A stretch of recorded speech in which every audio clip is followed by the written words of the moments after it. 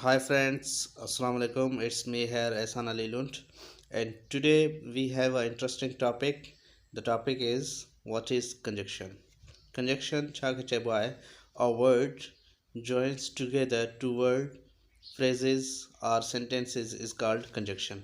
Conjunction असां conjunction उनखे चवंदा आहियूं जेको ॿ फ्रेज़ ॿ सेंटेंस खे मिलाए तंहिंखे असां कंजक्शन चवंदा आहियूं. Example and, but, although, if, until, while, because, etc.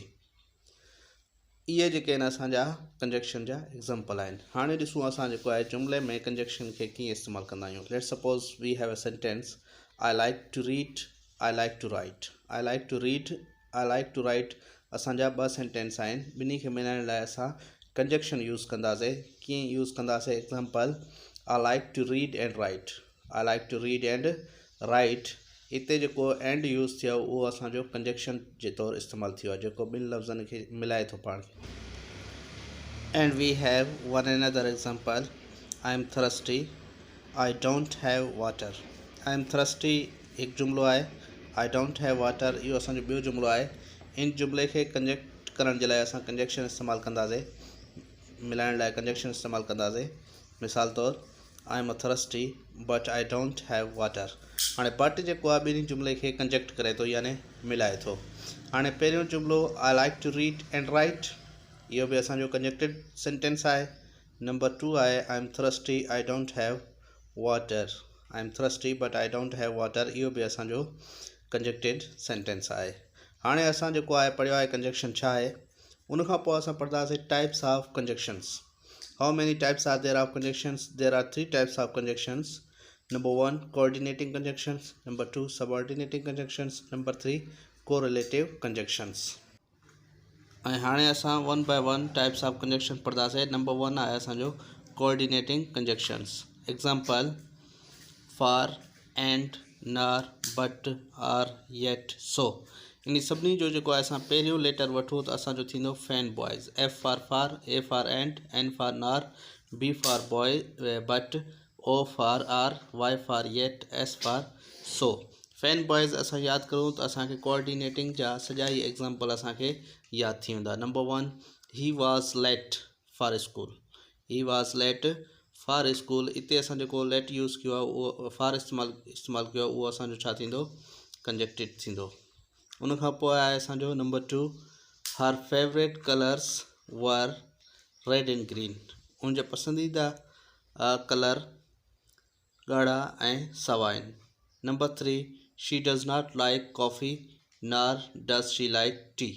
हाणे 3 नंबर जुमिले में असां नार इस्तेमालु कयो आहे. नंबर 2 सेंटेंस में असां एंड यूज़ कयो आहे. नंबर 1 सेंटेंस में असां फॉर यूज़ कयो आहे. इहे टेई जेके असां एग्ज़ाम्पल इस्तेमालु कया आहिनि इहे असांजा छा आहिनि? कोऑर्डिनेटिंग कंजक्शन्स आहिनि. उनखां पोइ असांजो number 2 subordinating conjunctions. It joins independent clause with dependent clause. हाणे इहो जेको आहे इंडिपेंडेंट क्लास खे डिपेंडेंट क्लास सां मिलाईंदो आहे. Let's suppose whether, till, until, when, where, although, as, because, after, before, etc. हाणे ॾिसो जेको आहे असांजो जुमिलो आहे the house was adultly. The house was adultly इहो असांजो जेको आहे डिपेंडेंट सेंटेंस आहे. After the crazy party we had last night. हाणे the crazy party we had last night इहो असांजो इंडिपेंडेंट आहे. हाणे डिपेंडेंट खे असां इंडिपेंडेंट सां मिलायो आहे त असांजो जुमिलो छा ठहियो आहे? सबऑर्डिनेटिंग कंजक्शन ठहियो आहे. नंबर 3 असांजो आहे correlative conjunction. Example not only but also, so as, neither nor, either or, both and. हाणे ॾिसो जेको आहे इहे असांजा छा जा एग्ज़ाम्पल थिया आहिनि? कोरिलेटिव जा एग्ज़ाम्पल थिया आहिनि. नंबर 1 आहे असां वटि U can have either chocolate और वेनिला आइसक्रीम. हाणे ॾिसो जेको आहे असांजो आइदर बि इस्तेमालु थियो आहे, आर बि यूज़ थियो आहे. हाणे आइदर माना ॿिनि मां को बि हिकु. हाणे चए थो U can have either chocolate, तव्हां वटि कोई बि चॉकलेट थी सघे थो या वेनिला आइसक्रीम. ठीकु आहे. उनखां पोइ असांजो नंबर 2 आहे ही not only plays the guitar but also the drums. हू न सिर्फ़ु गिटार हलाए थो बल्कि ढोल बि हलाए थो. हाणे इन में जेको आहे असां छा यूज़ कयो आहे?